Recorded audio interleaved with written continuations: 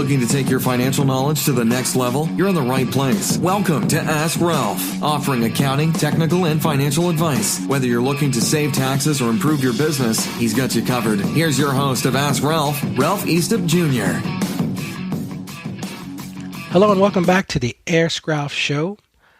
Today I'm going to take a departure from my normal business or tax, and I'm going to talk about something that sort of hit home for me over the last month or so. I've been going through some personal things at home, and those of you who know me well, you're already aware of what's going on, but it's really made me examine some of the things I do in my life. And I'm wearing a silicone, what do you call those, like a bracelet now, and it simply says, respond, don't react. And in your personal life, there are situations where you want to react to something. Something comes right at you and you weren't expecting it. And it's real simple to react. And when you react, usually it's not the best thing to do. So let's talk about some ways to respond rather than react. There was an article, it goes back a little bit, July 26, 2010, called 6 Ways to Respond Rather Than React. And this particular author starts talking about this, and he kind of goes, starts along this process with Zig Ziglar. And Zig Ziglar is sort of I guess you could call him sort of a, motivational or management. If you ever had a chance to listen to him, he is fantastic. And the point is, there's a big difference between responding and reacting. So how do you do that? How do you train yourself so that you respond rather than react? And there's really two parts to this. And that's how to respond rather than react, and how to support that choice and habits in others. Because that's the key to this. If you're going to do something yourself, let's share it with the world. So what are some ideas to respond rather than react? And I think the first one, and this guy mentions this in this article, is think big picture. This is key, folks. When you think about how the specific situation fits into your overall goals and objectives, it will be easier to respond. I had a situation this week myself. I'm not going to get into details. My reaction was, well, I'm going to do this. But when I thought about it, that reaction isn't best for what's going on big picture. So I decided to respond. So how do you do that? So number 2, put the situation into context. Always consider the context, what is happening and how the next step will best serve you, your organization, and everyone else involved. Again, put it into context. What is really happening here? It's easy in the moment to just react, but you have to put it into context. See, once you put it into context, you're thinking things through. You're also not reacting just on emotion, which is the next step here, and blend logic and emotion. The best decisions are both informed by facts and infused with emotion. The goal isn't to deny your emotions, but to balance those immediate emotional responses with thoughts and facts to fill in the blanks.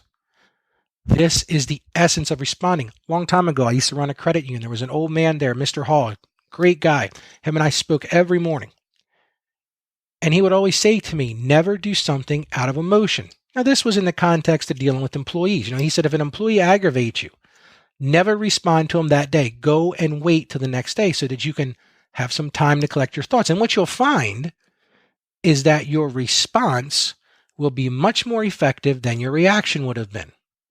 And in some cases, your response is completely different than what the reaction would have been, because now you've learned something new. Like, let's say, for example, there was a blow up in your business and you see two employees, sort of bickering back and forth, and you might make some assumptions about what's going on. And it'd be real easy to go over and react and say, listen, Joe, Sam, stop carrying on like that. What's going on?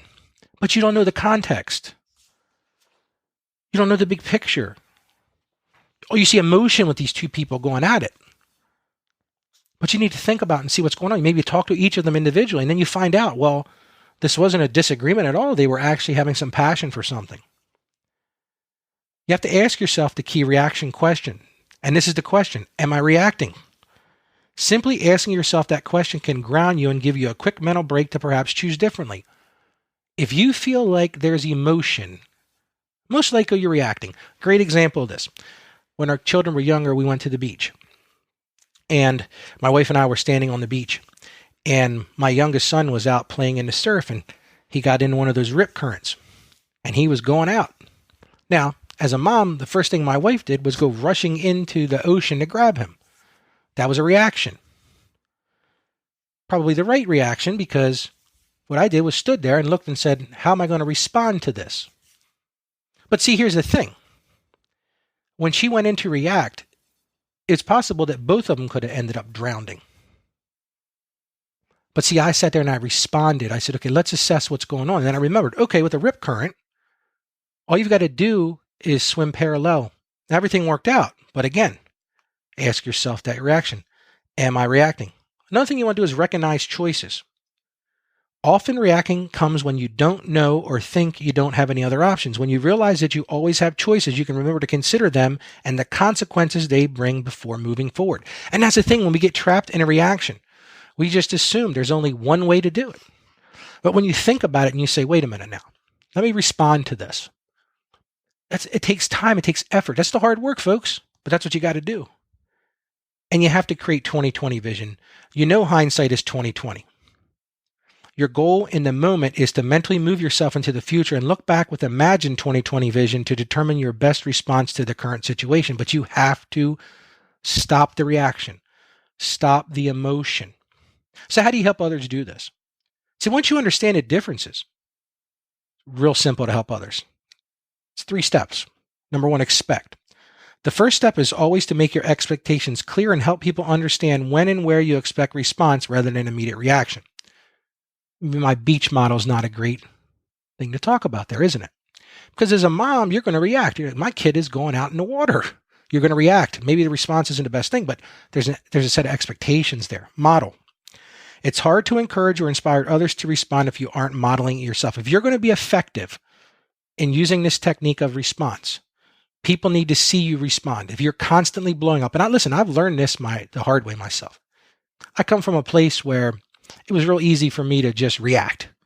And I will tell you, I did that for many years. I got some counseling. I got past that reactionary stuff. And now I find myself responding, and it's much more effective. And the third thing, to help others respond is the coach. Once you're responding rather than reacting, you're in a better position to coach others based on your experience, citing examples and more. And that's when I call it the come alongside moment. Come alongside someone who is maybe frustrated, and you can see that they're getting ready to react, and just say, you know what? Let's think about this, and let's work through, what is it? Am I reacting? What's the big picture here? What's the context of the situation? Let's talk about some logic and emotion, and let's see about how this is going to all play out. Because the key is you will be much more successful in all aspects of your life if you learn to stop the reaction and simply respond. So I hope you thought this was great. It's a little bit departure from normal, but this week, work on that. I'm not going to react. I'm going to respond, and it's going to work.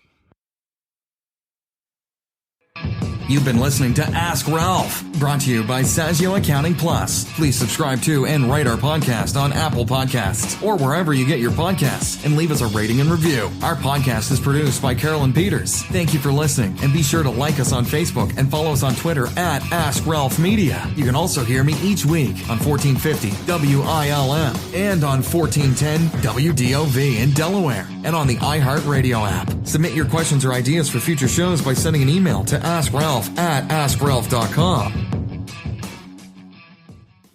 The information contained in this episode of Ask Ralph is based on data available as of the date of its release. Saggio Accounting Plus and Ask Ralph Media Inc. is under no obligation to update this content if changes occur. Applying this information to your specific situation requires careful consideration of all facts and circumstances, and any information provided is not to be considered as financial, tax, or legal advice. Please consult your tax advisor or attorney before acting on any material covered.